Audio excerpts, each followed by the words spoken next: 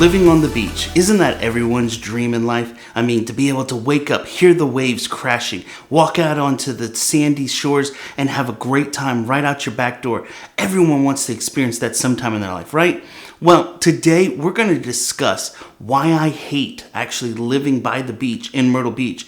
It's some of the reasons that really just bother me about things here in the Myrtle Beach area. And so we're going to discuss 5 things that really just frustrate me living near the beach and why you may want to reconsider that dream of living right by the ocean and live inland just a little bit. So let's get going. So the first thing on the list that I want to discuss is the cost. If you have a home that's right on the beach, you can expect it to have a very hefty 5-figure price tag.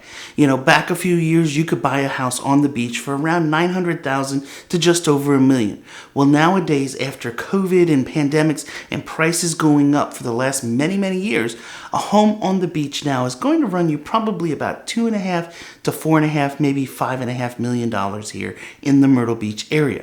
So not many people can afford that really high expense. Not to mention the upkeep and insurance on it is going to be extremely expensive as well.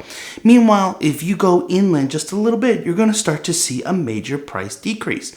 You know, I share in a lot of my videos and I talk about this many times, and I'm actually going to show you a little visual here with the map. But the closer you get to the big blue thing on this map, the higher your price is going to be. The more that you go inland, you're going to start to see that you're able to get more land and more home for the price. The same home that might be $400,000 close to the beach is going to be $250,000 if you go towards Conway. Now you may be saying, but Jeremy, my dream is to live by the ocean. And in order to do that, we have to be right there. Having to drive 25 to 30 minutes. That is not my dream. That's horrible. Well, here's what I would say. Let's take a minute and really think about this deeply. Right now, where you currently live, how far are you from the beach? My guess is that if you're someone like me that grew up in Pennsylvania, we were several hours from the closest beach. We had the Jersey Shore that was about 3.5 to 4 hours away. And honestly, that beach had nothing on Myrtle. So if we wanted to have the really nice beaches like here in South Carolina, we would expect to have an 8 to 10 hour drive minimum just to get down here. So if I have to have that 30-minute drive to the beach, is it really that bad in comparison? Definitely not. Here's the other thing that I want you to remember. When you live here, you still have things you have to do each and every day. You have to get up, you have to do laundry, you have to cook, do dishes, you have to clean the house, you have to walk the dog, maybe you have to go to work, or all those daily routine activities you have right now, they're going to exist when you live here. So does the time that you go to the beach going to be every day from the minute the sun's up to the minute the sun comes down? Well, unless you're someone who's lucky enough to be retired and not have to do anything during the day, that's not the reality. The reality is you're going to have other things to do, and you're going to have maybe an hour here or there that you're able to go down to the beach. So if you live somewhat nearby, you can still drive down, do those things on a regular basis, and have it all easy to do. My wife, for example, we live about 15 minutes from the ocean. What my wife does is that in the morning, she takes the kids to the bus around 6:30 to 7:30. Once the middle schooler leaves around 7:45, she grabs her things, heads out the door, and will go down to the beach for an hour or two and take a nice, relaxing walk on the beach. It's her time to recharge, re-energize, and just have a good time to herself. She can then come back home, get cleaned up, and start her day, go to work, do whatever she needs to do for the day, and it works out perfectly. When you're living here, the beach is always going to be there, so it's not like on vacation where you have to get every single minute possible at the beach, because before long, you're going to be getting in the car and driving back home.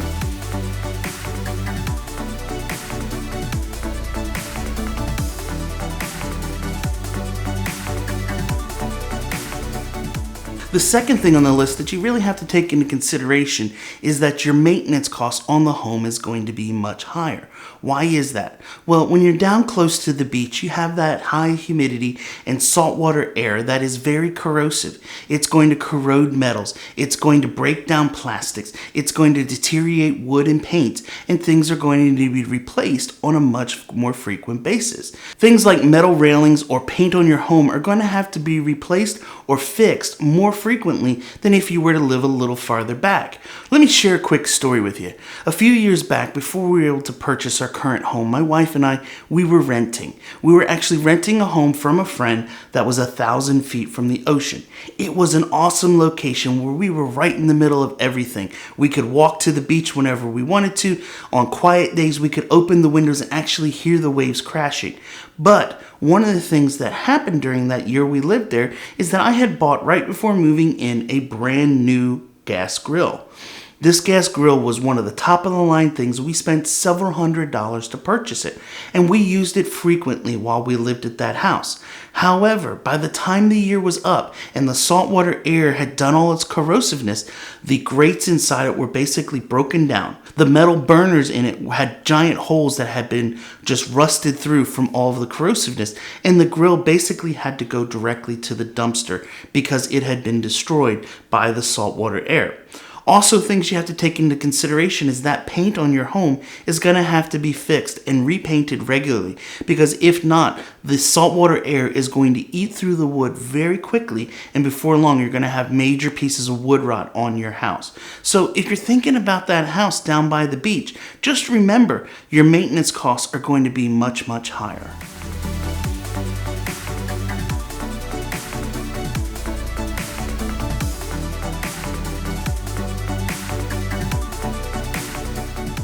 Another thing that's on the list of frustrations when you live by the beach, and this is something that you might be okay with over time, but it's one thing I just can't seem to have the patience for, is traffic.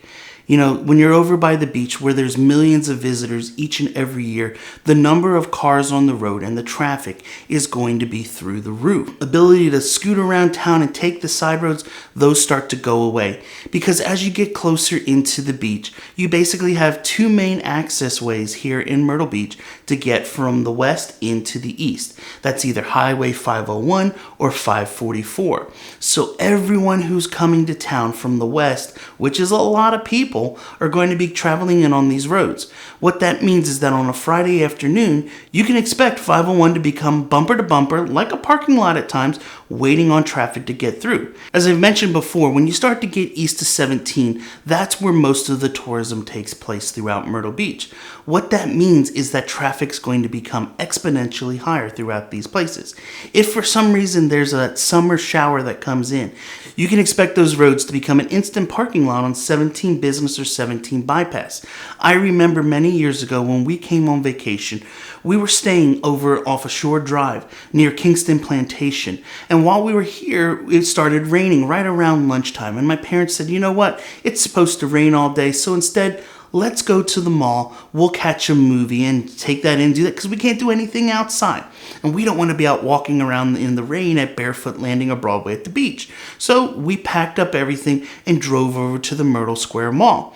Now, it's only about a mile or two away from where we were staying. But to do that short trip, it took us over 90 minutes to travel basically, I would say, maybe 3 miles of distance. Yeah, traffic was that crazy, that hectic, and it's just standing still because there's nowhere to go. So you want to be careful if you're thinking about living there and you have to get around for, say, a work or an important appointment or a doctor's appointment or something like that. You could get stuck in these things and not make it on time. And I know this, bosses aren't too happy if you're not at their work on time. Another thing that can become a major problem is having to find parking, especially during summer holidays and during the peak of the season. I remember several years back that my in-laws were in town for the 4th of July, and my father-in-law really wanted to go down to the beach and see the fireworks. So we loaded up the family, got in the car, and drove down. And I remember going up and down the boulevard all around looking for a place to park. The public parking that even was paid couldn't be found. Everything was at max capacity, and there was just no side streets that had a space for us to get. Finally, after about 40 minutes of driving around, I found a parking lot of one of the local bars down off of Kings Highway. I pulled in and thought, hey, this is great, we'll just park here.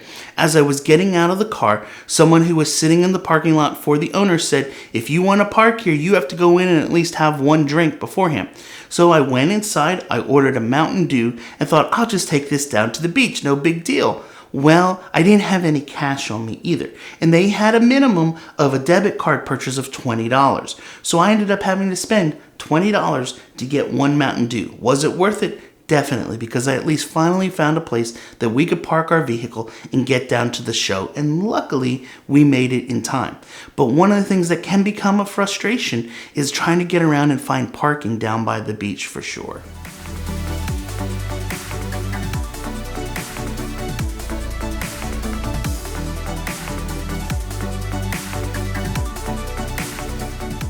The fourth thing that really starts to frustrate me living near the beach is that there is limited accessibility to get around town. As I mentioned a little while ago, there's basically two main roads that run east to west. You have north to south 17, but east to west into the area, there's two roads. You have Highway 501 and 544. What that means is that on the weekends, when everyone's coming into the beach or leaving, those roads become extremely congested. It becomes very difficult to really maneuver around town. And as you get in closer to the beach, there aren't any shortcuts. There aren't any side roads that I can jump on to get around some of the traffic and get to my destination faster. If you're trying to travel down to the southern end of the beach on Highway 544, I've experienced this many times, but if you're on 544 on a Saturday afternoon or early evening, you can be sitting in traffic that's backed up for miles. Now, why is that? Well, as you get down close to the southern end of Myrtle Beach and Surfside area, there are several large campgrounds, RV resorts that are down there. So people who are coming into town on Saturday are usually driving a full-size truck with a 30-foot fifth wheel on the back of it, or driving one of the giant big 50-foot long RV campers, and they're all on the road together. Well, if you put several hundred of those in a row on the road, plus those that are just driving the regular vehicles and SUVs, that is a major backup for miles and miles and miles. Our old church used to sit about 4 miles from the intersection where Lakewood Campground sits in Ocean Lakes. From there, back to where our church was, traffic would back up, and we would see the SUVs and see the campers and the RVs and all just sitting there waiting to go down through the rest of that, which is probably going to be another hour and a half to 2 hours to travel that last little bit. Once again, there's not really an easy way to get around it to get to those places. Yes, I could maybe take a side road and circumvent maybe a quarter mile of it, but at some point I'm going to have to still merge back in to get to my final destination. So the accessibility of our area, especially down by the beach where there's water that limits where you can go, it's going to make things really, really difficult. So if you're living there, can you imagine the frustration that must be? Could you imagine living in a community like, say, Deerfield, or in parts of Surfside, where you have all of those SUVs and RVs and campers and fifth wheels all on the road every Saturday and Sunday? It's going to be a major frustration to the point where you're not going to want to really go anywhere on a Saturday afternoon or evening. Instead, you're going to want to stay home. Now, if that's your plan, no big deal. Just make sure that you prepare ahead of time for those things. Because heaven forbid it's a Saturday afternoon, you're making spaghetti for dinner and you realize you're out of pasta sauce at 5 o'clock. It's going to take you an hour and a half to get out of the development, get down to the local Walmart, get the jar, and get back down. Not to mention that Walmart, by the way, it's one of the most popular ones in the United States. It's going to take you 30 minutes just to find a parking space, get in the door, get what you need, and get back out. So just keep those things in mind when you're living close to the beach.